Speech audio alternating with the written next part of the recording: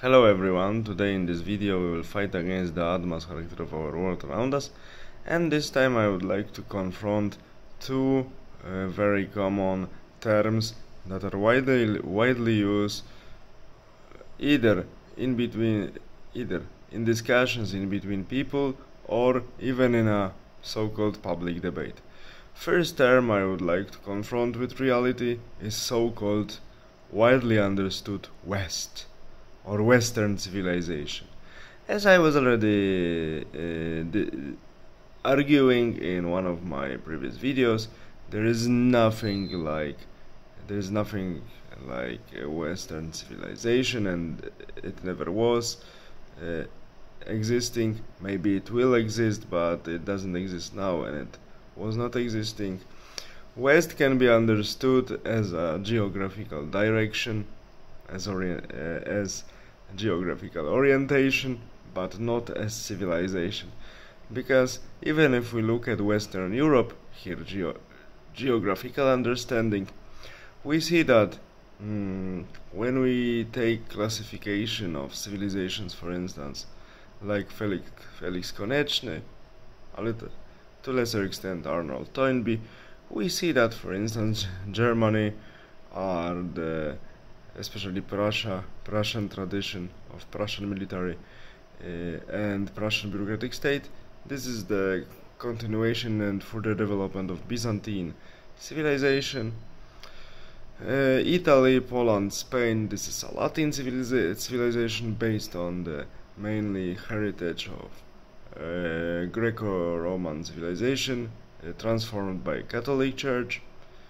When we take Bulgaria, Romania, Greece, we see that these are the remnants of the Byzantine civilization, and so on. We have also a minor political organism created by Bosniaks, Albanians, who belong to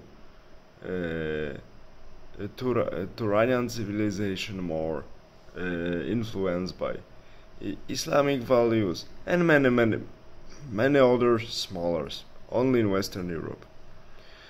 There are also different versions of Latin civilization, like many communities in the United States.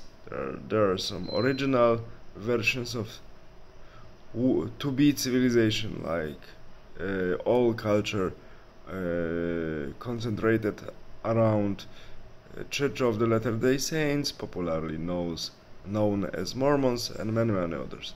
So we see that so-called West is not a homogeneous civilizational creation. It's not a one civilization. It's a collection of different civilizations located on the West with respect to some other civilizations, like Turanian civilization, represented by the hair of the steppe civilizations of Mongols and Timurids, Russia, and this is West with respect, but in geographical sense, with respect to Chinese civilization, for instance, or according to Felix Konechny, Arabic civilization / Islamic civilization, which is also divided into many cultures, but this is more or less one civilization.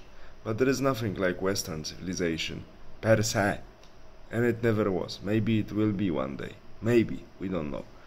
Another problematic word that people commonly use in private conversations and also publicly is capitalism. People very often confuse it with political systems like socialism or any other.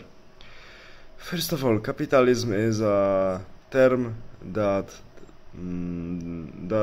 reflects some economical reality.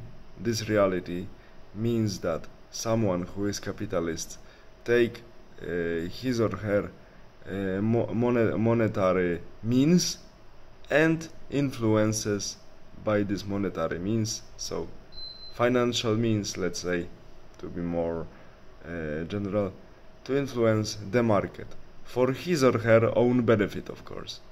Of course, just to influence the market and gain a lot of money, it's much easier to do it when one is connected with people who have power. So it's good to be friend with this who has power. And at the moment when so-called capitalist just is making his or her investments to gain some more profits thanks to this investment. So we see that capitalism doesn't bring to the societies any ideological content, any eschatological content. It doesn't reply on the basic human questions. Where do we come from? How we should live? And when are we going? Where are we going? This is actually beyond capitalism. That's why I refuse, and many people refuse, capitalism to be a political system. This is a this is a term that is describing us some economical situation in some societies, as I described a few seconds ago. But it doesn't bring any ideological load, and any eschatological load doesn't reply on any existential human question.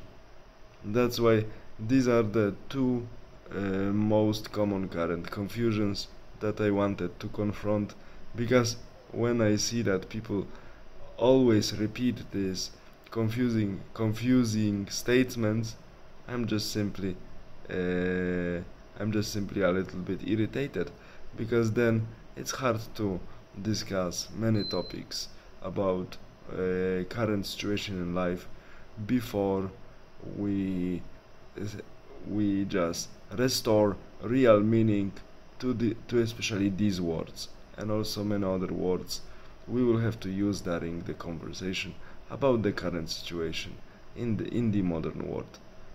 And the meaning of the words, according to old Confucian philosophical school, needs to be restored, because then we will understand each other better, and we will have conclusive conversation. And this is the most important. All the best, have a nice day, bye.